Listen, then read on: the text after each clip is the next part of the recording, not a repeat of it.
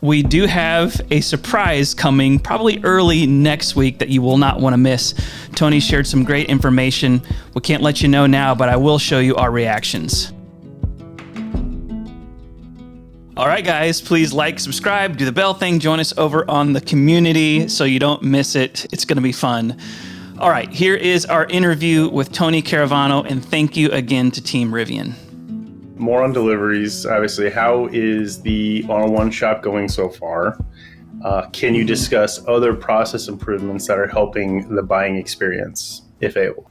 Yeah, absolutely. The R1 shop is a really exciting place for us to dig in on process improvements, but I think we should go back a little bit. If you go back to late spring, early summer, we were talking about surveying customers and doing all of these very cumbersome things to find out who had flexibility. And in that process of receiving lots of inbound from customers when we sent out our first notes about it, we learned that everyone had a very different definition of what flexibility meant to them. So again, if we're going to anticipate the needs of customers, we weren't simplifying a whole lot for them. We were actually making it a little bit more difficult for customers. So what we did was we created an interesting way for guides to go into direct interaction with customers that had been waiting for a while, from the March, through May and early June delivery windows, and walked them through vehicles that were available because they had fallen out with the customer for whatever reason.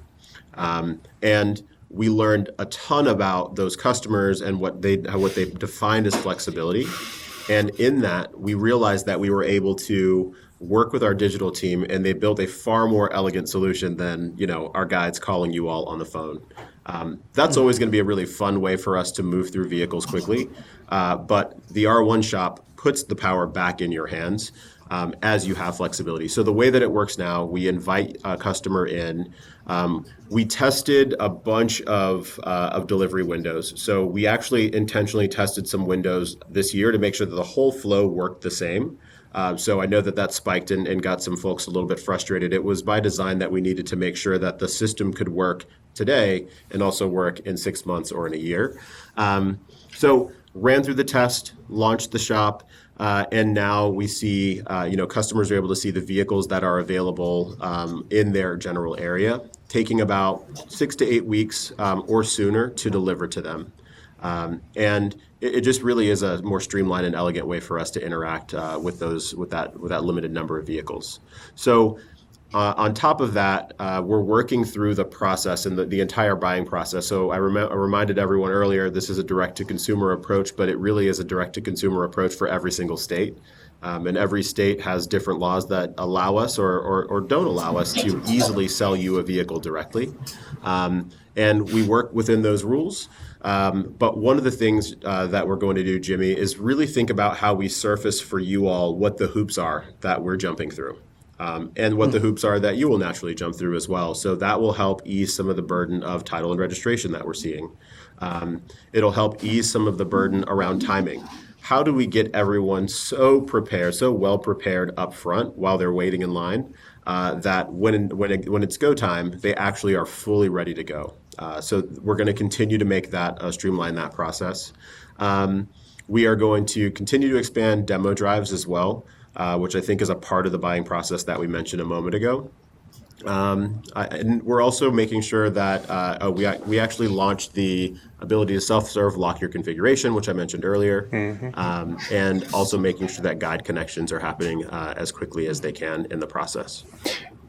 It seems like this is slightly evolved too. I know when the R1 shop was going to be 7 days, it seems like that's even evolved, where the window of opportunity within the R1 shop is it's kind of like once you're in there, you're not rushed. Like you're kind of that's your spot to see a vehicle quickly as quickly as possible without feeling rushed. I mean, can you speak to that at all? Yeah, of course. No, you're right. It really was in the beginning. We thought, hey, let's move folks through this quickly. Like eyes on, eyes off, and if you didn't like what you saw, you go back in and you just wait. That just didn't make a whole lot of sense. This is a really great pressure relief valve for the customer that wants to go really fast and prioritizes speed of delivery over everything else. So if that's the most important priority you have, there's no value in us removing your ability to see a vehicle that may be available soon in your area. That doesn't make any sense. But it also gives you the flexibility to say, I actually didn't love what I saw because I'm so in love with my own configuration that I'll now wait. But in 3 weeks, Scott comes to the front door with a Rivian, and all of a sudden you're like, well, I really like that Glacier White. There's no reason you shouldn't be able to hop in, see what's there, and possibly purchase quickly. That's awesome. I love that. The other thing, just as a general comment, I mean, with regards to both the configuration lock process as well as the R1 shop, taking things that people were doing, and it was guides doing both of those things, right, manually, and putting it at the customer's fingertips is amazing, right? It saves customers time and it saves Rivian guides time. So I love that you guys are totally thinking about those types of things now, and I think that it's going to be best for both sides as you continue with that type of mindset. And I love seeing technology solutions to human process problems. 100%. And now we've got to scale them across every state's individual set of rules. So you'll see some bumps along the way because that's a lot of rules to scale for. But we believe in the model. And we believe that customers should have the ability to have that level of choice and to work directly with the manufacturer. So we're going to continue to invest in the technology that allows us to support the customer. Okay. Yeah. I'll tell you, and this is just another aside, but, having similar to a pizza delivery tracker to where, I want a pizza tracker so badly. Yep. Your Rivian's in the oven, right? Man. It's, or wait. Oh, yeah. Anyway, but we have talked about this. I'll say this.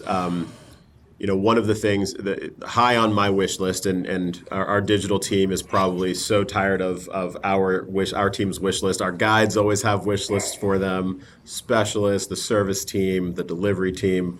The digital team is epically patient with us and super creative, and they're the ones that are making these nimble solutions, Skylar, that you're talking about. The number one that I'd love to see first is actually delivery window in the account page. It's your number one question. It's our number one received question.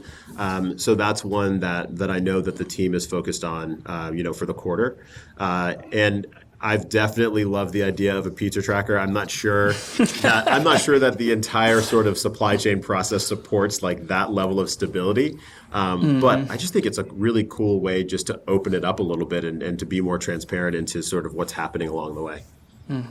Yeah, no, and I mean the practical kind of how that could look is configuration confirmed. Queued for production, in transit, at the service center, pre-delivery inspection done. I mean, but that's it. I know that you guys have a million things on your plate, and the digital team can only do a certain number of things at any given time. So it's all a balance, and we understand that. Well, I'm noting it for Rob, so I'll ping Rob right after this. See what he says. Pizza tracker. I mean, if I'll just order pepperoni, it'll be easier than deluxe.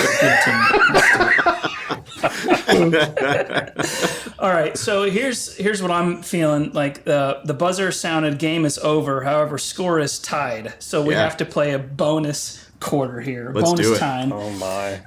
But Love as overtime. far as the huddle that we get here before a little overtime is a lightning round, and I just made this up on the fly.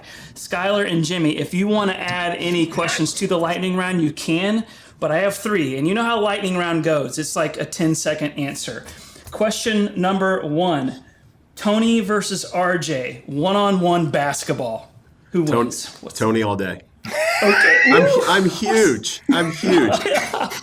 But RJ's like 6'2", right? I mean, Look, if we're talking about intellect, I mean, that guy's a giant, and I'm a mighty little ant. But if we're on the court, I'm not losing. I'm not losing in one-on-one game to RJ. good to know. We're going to get this on at RS backstage one time. All right. Number 2, how much money would you sell that jacket to me for? Ooh, this feels like Rivian contraband at this point. I was saying earlier to Kyle, I don't leave this jacket out because they'll pay me for it. Like someone will like slip me cash, but this will be gone. This is an amazing little bomber. It actually doesn't make you warmer or cooler. It just looks so neat. So I will have to get back to you with what it would cost. It's not going to be money. Right. It'll be another kind of trade. I have to think about it. Ooh. Oh, wow. Dang. All right. Number 3, you just said that you've driven an R1S. Yeah. RJ is going to give you an R1 for your birthday. You don't have any previous R1s yet. Are you going to take the S or the T? Ooh, this is really hard. Oh my gosh. Okay, lightning round. I'm gonna stick with my T. Okay. Because of the gear tunnel it's so clutch. Right now, my gear tunnel has my volleyballs, my basketball clothes, and my camping, like some camping gear. And yeah, now I go camping now. I love it. And I do it voluntarily. I love it. I probably have to stick with the T, but the S, driving the S is a really epic experience. Okay, cool. Skylar, and do you guys have anything that you want to add? It's got to be quick, though. So I just heard mention of 2 sports. Tony, did you play sports in high school or college? And so that's one question. Question number 2 is, what is your favorite sport? Ooh, I played basketball in high school and just regular pickup. We play basketball on a Rivian team here still, and I play with a bunch of young guys that are awesome. And I'm just the old guy they let hang around. Volleyball is quickly becoming my favorite sport as I age out of basketball. It's so fun on the beach here. Yep, absolutely. Jimmy, got any or not?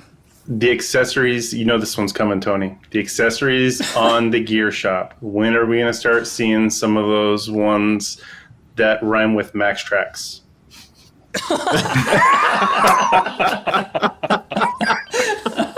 Let me do that one in our next segment because that's coming very, very soon. I don't know the date off the top of my head.